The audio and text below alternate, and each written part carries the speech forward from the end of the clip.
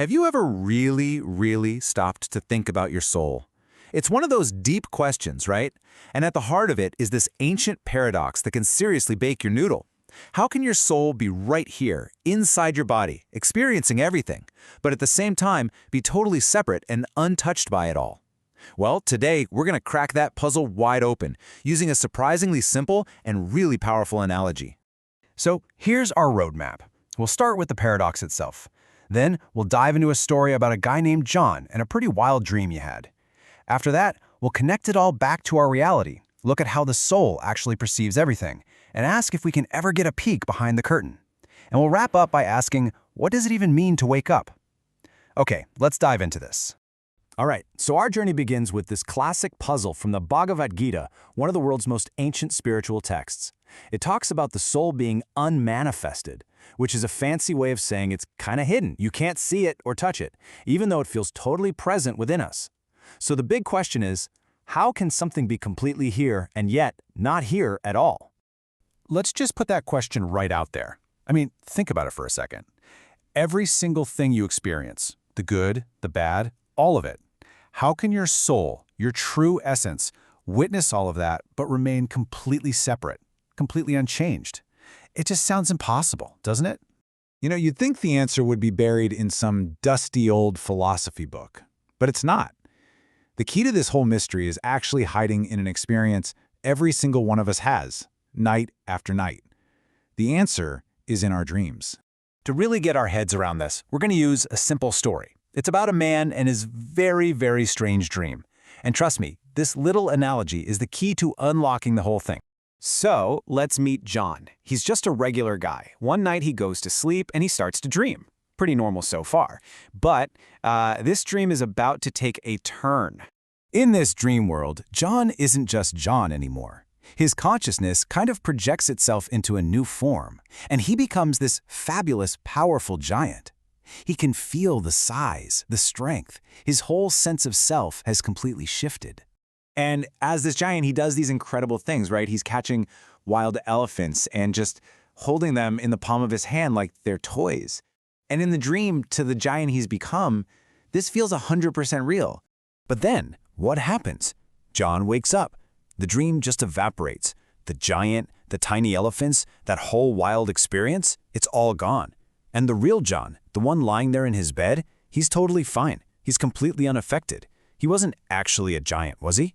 That was just a character his consciousness was playing for a little while. And this right here is the critical point. The real John's consciousness was aloof, or to put it simply, it was totally separate from the dream. The dream giant had no clue that the real John even existed, dreaming him up the whole time. Okay, so here's where we make the big leap. Let's take that simple story about John and apply it to, well, to everything, to our own reality. This is how the dream analogy solves that ancient paradox. The source material puts it just like this. The same way John dreams of being a giant, the soul dreams of being the body. It creates a character for this dream, an ego, and that ego is what experiences all the things the body goes through: happiness, sadness, pain, joy, you name it. So let's break it down one to one. The real John from the story, the one who doesn't change, that's your soul. The dream giant, that temporary character he was playing, that's your ego, the I that you think of as you. And the dream world itself, with the elephants and everything, that's our physical body and the material world we see around us. So what this really means is that, just like John waking up, the soul itself is completely untouched by all the drama of this life dream. The soul isn't born when the body is, and it doesn't die when the body does. The dream of this life just comes and goes, but the soul, it's constant, it's changeless. Now, this brings up a really fascinating question, right? If the soul is separate, like John watching his own dream, then how does it actually see the dream of life? What's the connection? Well, think of it like a one-way street. The soul is totally aware of the body and everything it goes through, but the body consciousness, the ego, it has no awareness of the soul. It's just like the dream giant, who had no idea that the real John was dreaming him into existence. Here's an amazing way to picture it. Imagine you're standing behind a one-way mirror, watching a crowd of people. You can see them perfectly, but they can't see you. They have no idea you're even there. The soul watches our thoughts and feelings in a similar way. through this kind of screen of intuition, while it stays completely hidden from them. So this gives us a much better handle on what the ego actually is. It's not the real you, it's the character in the dream. It's the I that does all the thinking and feeling. And because thoughts and feelings belong to the dream character, they can't possibly understand the dreamer behind it all. That's why the soul is called imponderable. It means you literally can't grasp it with your thoughts. Okay, so if our thoughts can't ever grasp the soul, are we just stuck in the dream forever? Is there any way to get a little peek behind the curtain at the dreamer? The answer, thankfully, is yes. We're pointed to two specific times when this can happen. The first is in deep, dreamless sleep.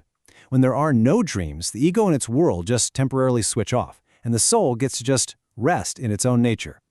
The second happens when we're awake, in those really rare moments of absolute stillness when, just for a second, all our thoughts stop and we just are. And these brief flashes, these little moments of truth, are what the text calls intuition. It's not a fully developed thing. It's like a tiny crack in the dream that lets you feel the presence of the soul, the silent watcher that's always there, beyond all the noise of the ego. So this brings us to our final thought. What do we do with all this? How do we think about these little moments of quiet awareness in the middle of our busy lives?